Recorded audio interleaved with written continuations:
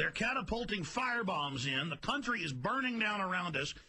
And there are people more than ever attacking me. Of course, most of them are government operatives or fellow travelers. But the point is, my God, you're burning up your own house. You are so committed to your delusions that you won't listen to people that have figured it all out and who've been right every step of the way.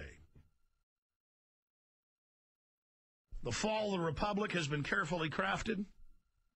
We are now here. We are now at the precipice, leaning out. The enemy is holding us by the scruff of our neck, about to drop us. Will we grab their hand that's holding us? Will we hold on to them at least, so if they let go of us, they go over either?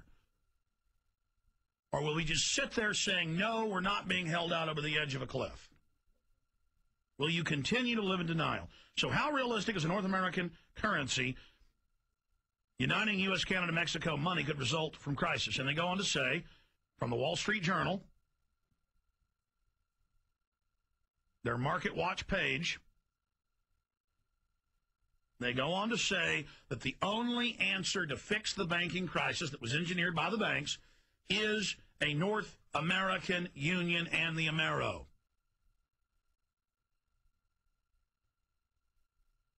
Ladies and gentlemen, we read about the Amero in 89 and 90 in Money Magazine and other publications. They've been proposing it and setting it up this long, and these bastards have engineered the destruction of our financial and our economic and our liberty future.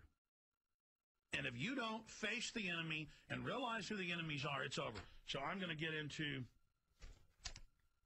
that report as well today.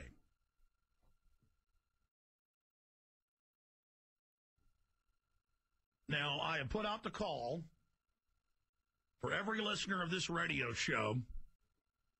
In the last 15 minutes, I've been begging you and asking you to call your friends, your family, your neighbors. We need to have a huge response to this. This needs to go ultra mega viral on the web.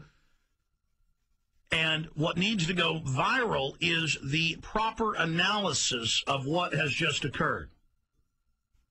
Because the establishment is putting it out viral with their spin on it, exactly as we said they would put their spin on it.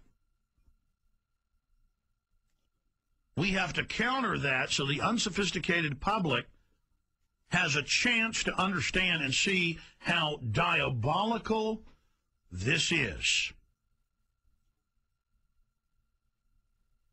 To get everybody's attention, we're going to have 20 seconds of silence right now before I go into this unbelievable report, because it is the final piece. It's like tumblers on a safe, locking in position in the door opening. This is absolute confirmation of the entire enemy attack profile.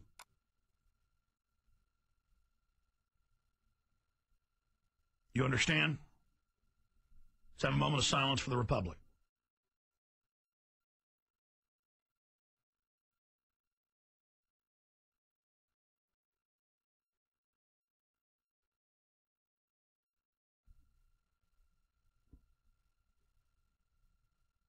All right. Here it is, ladies and gentlemen. An article by Paul Joseph Watson at prisonplanet.com, last night's top story. New legislation authorizes Fema camps in the United States.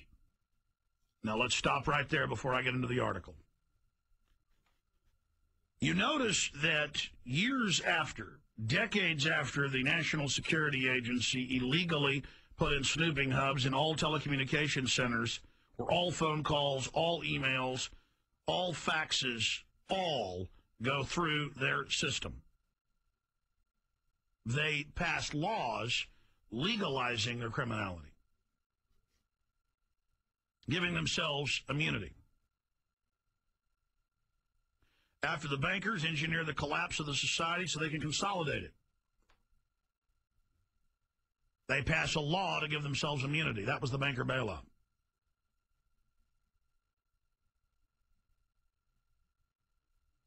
They always pass the law after they've already constructed the system and beta tested it and it's ready to go, or has already been operating.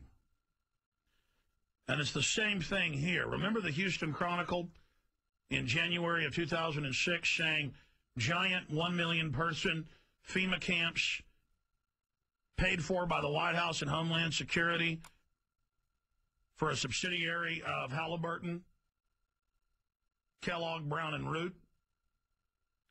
And then, of course, there were previous camps built in the 80s under Rex 84. That was declassified in Congress. We have the congressional testimony, and people still deny it.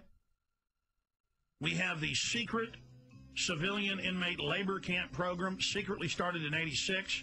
American citizens, federal prisoners, were held in forced labor camps at U.S. military installations in secret to beta test how to keep it secret from 86 to 97 when they declassified it.